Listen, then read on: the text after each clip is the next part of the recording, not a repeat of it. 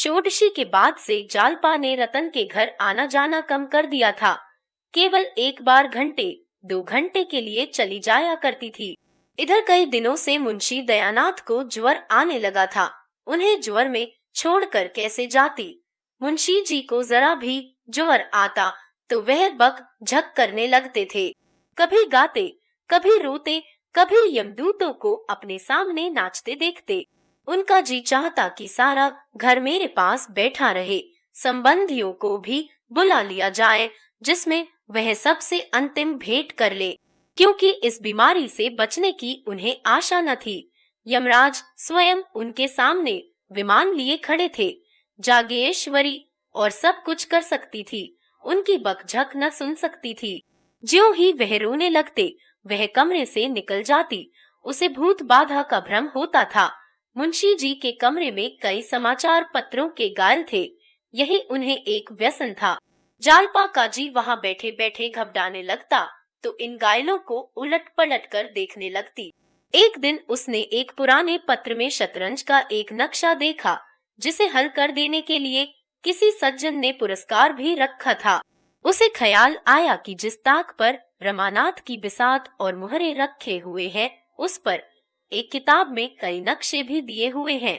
वह तुरंत दौड़ी हुई ऊपर गई और वह कापी उठा लाई। यह नक्शा उस कापी में मौजूद था, और नक्शा ही न था, उसका हल भी दिया हुआ था।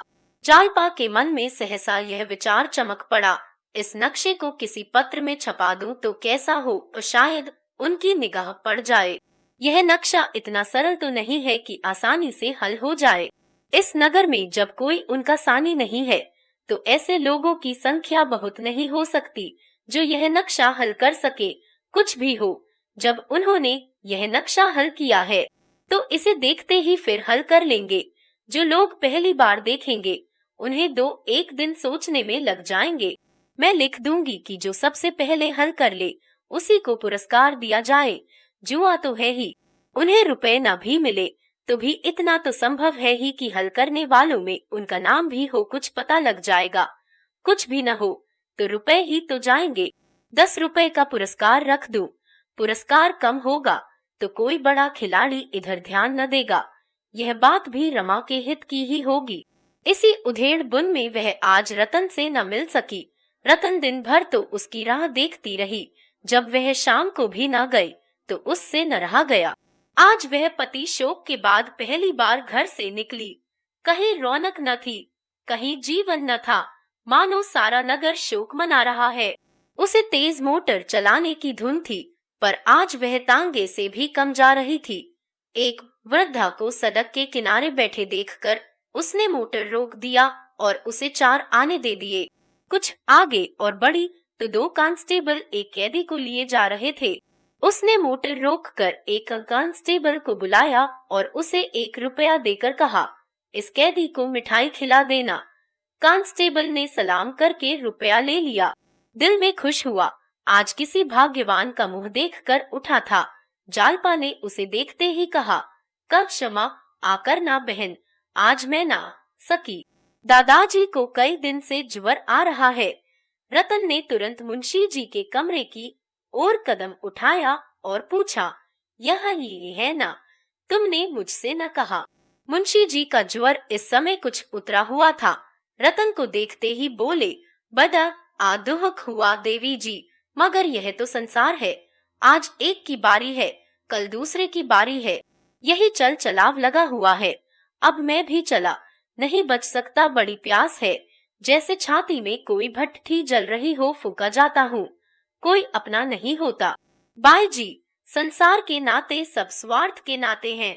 आदमी अकेला हाथ पसारे एक दिन चला जाता है। हाय हाय, लड़का था, वह भी हाथ से निकल गया, न जाने कहाँ गया।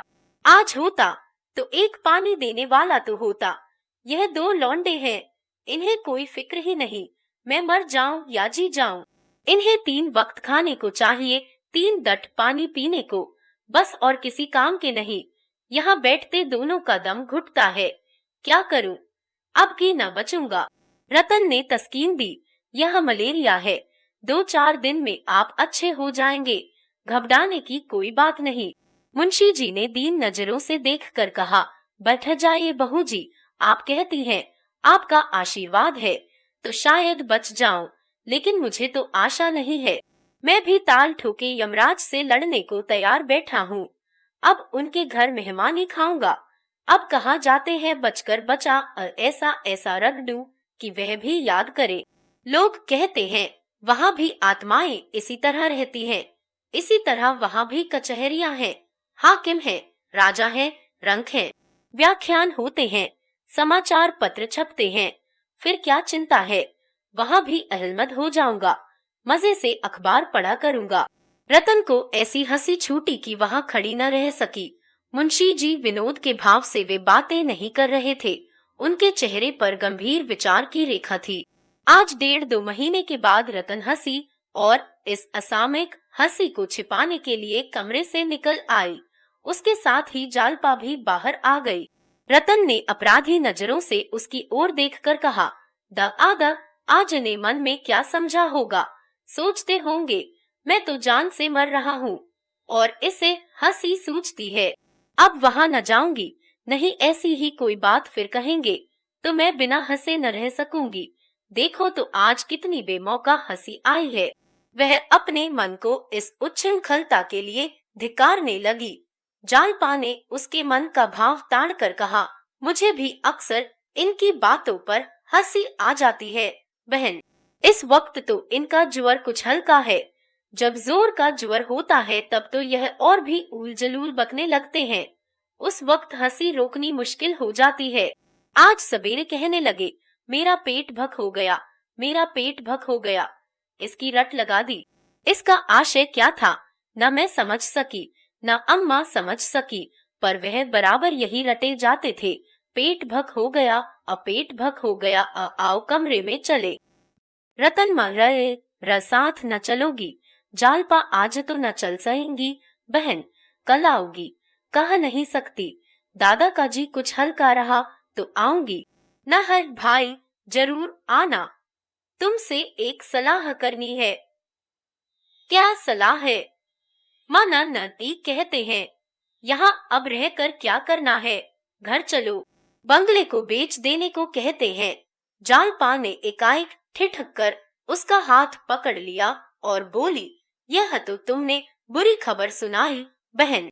मुझे इस दशा में तुम छोड़कर चली जाओगी, मैं न जाने दूंगी। अमन्नी से कह दो बंगला बेच दे, मगर जब तक उनका कुछ पता न चल जाएगा मैं तुम्हें न छोड़ूंगी। तुम कुल 1 हफ्ते बाहर रही, मुझे एक एक पल पहाड़ हो गया। मैं ना जानती थी कि मुझे तुमसे इतना प्रेम हो गया है। अब तो शायद मैं मर ही जाऊं। नहीं बहन, तुम्हारे पैरों पड़ती हूँ, अभी जाने का नाम न लेना। रतन की भी आंखें भर आई। बोली, महू झसए भी वहाँ न रहा जाएगा, सच कहती हूँ। मैं तो कह दूंगी, मुझे नहीं जाना है। जालपा उसका हाथ पकड़े हुए ऊपर अपने कमरे में ले गई और उसके गले में हाथ डालकर बोली, कसम खाओ कि मुझे छोड़कर न जाओगी। रतन ने उसे अंकवार में लेकर कहा, लव ओ, कसम खाती हूँ, न जाऊंगी, चाहे इधर की दुनिया उधर हो जाए। मेरे लिए वहाँ क्या रखा है? बंगला भी क्यों बेचूं? 200-250 मकानों का किराया है, हम दोनों के गुजर के लिए काफी है।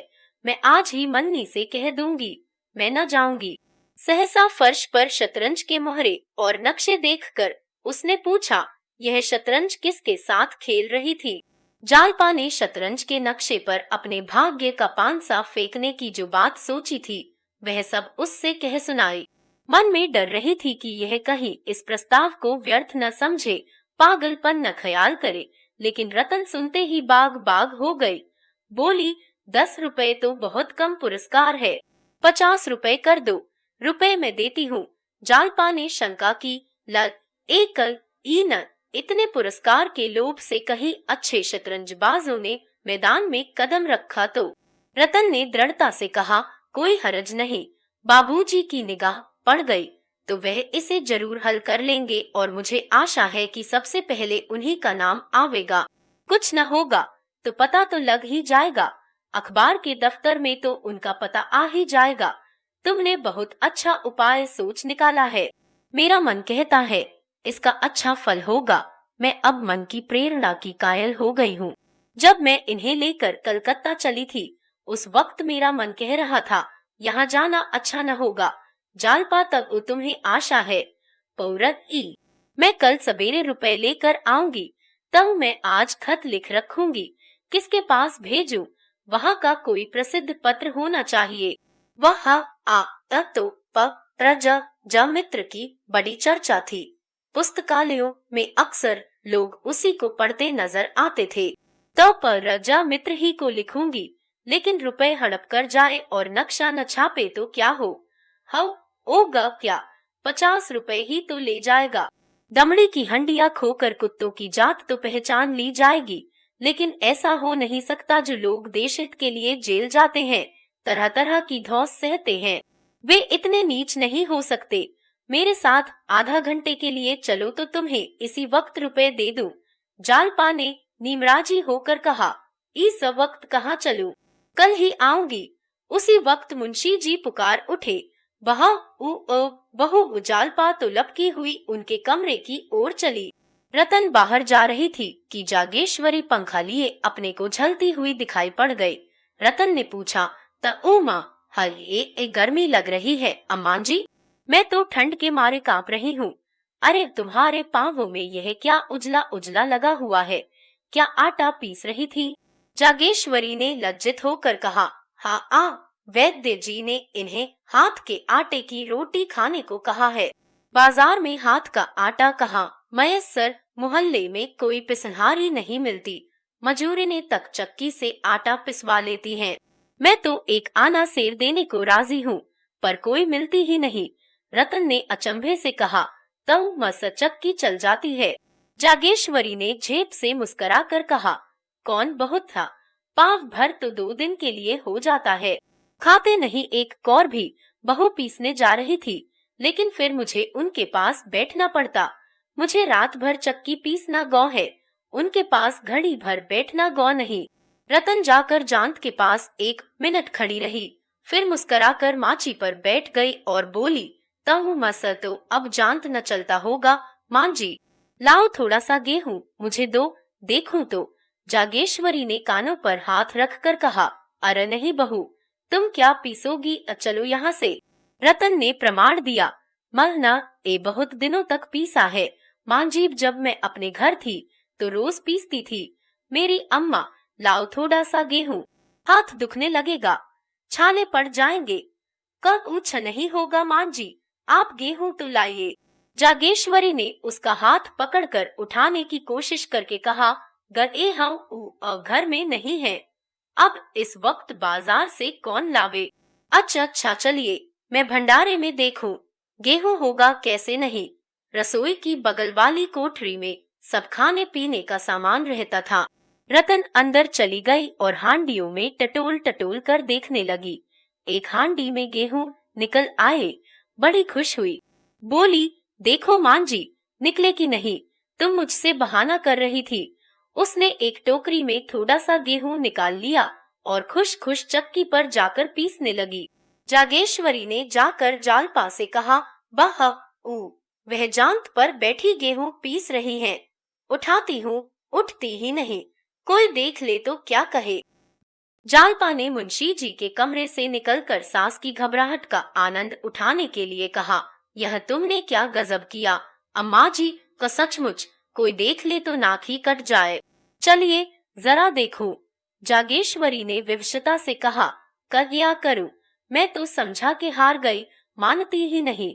जालपा ने जाकर देखा तो रतन गेहूं पीसने में मग्न थी।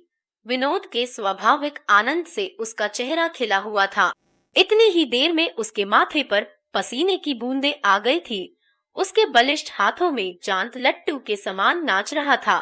जालपा ने हंसकर कहा, ओरी, आटा महीन हो, नहीं पैसे न मिलेंगे। रतन को सुनाई न दिया, बहरों की भांति अनिश्चित भाव से मुस्कुराई। जालपा ने और जोर से कहा, आटा खूब महीन पीसना, नहीं पैसे न पाएगी। रतन ने भी हंसकर कहा, जितना महीन कहिए उतना महीन पीस दूं बहू जी, पिसाई अच्छी मिलनी चाहिए। जालपा मौला शेर, रतन मऊला शेर सही। जालपा मऊ धो आओ, धोले शेर मिलेंगे। रतन मन यह सब पीस कर उठूंगी। तुम यहाँ क्यों खड़ी हो? जालपा आ जाओ, मैं भी खिंचा दूं। रतन जो चाहता है कोई जांत का गीत गाओ, और जालपा अकलर ए कैसे गाओगी? जागेश्वरी से, अम्मा आप जरा दादाजी के पास बैठ जाएं, मैं अभी आती हूँ। जालपा भी जांत पर जा बैठी और दोनों जांत का यह गीत गाने लगी। मऊह ई जोगिन बना के कहा गए रे जोगिया। दोनों के स्वर मधुर थे। जांत की घुमुर घुमुर उनके स्वर के साथ सांस का काम कर रही थी। जब दोनों एक कड़ी गाकर चुप हो जाती तो जांत का स्वर माना कंठध्वनि से रंजित होकर और भी मनोहर हो जाता था। दोनों के हृदय इस समय जीवन के स्वाभाविक आनंद से पूर्ण थे। न शोक का भार था, न वियोग का दुहक। जैसे दो चिड़िया प्रभात की अपूर्व शोभा से मग्न होकर चहक रही हो।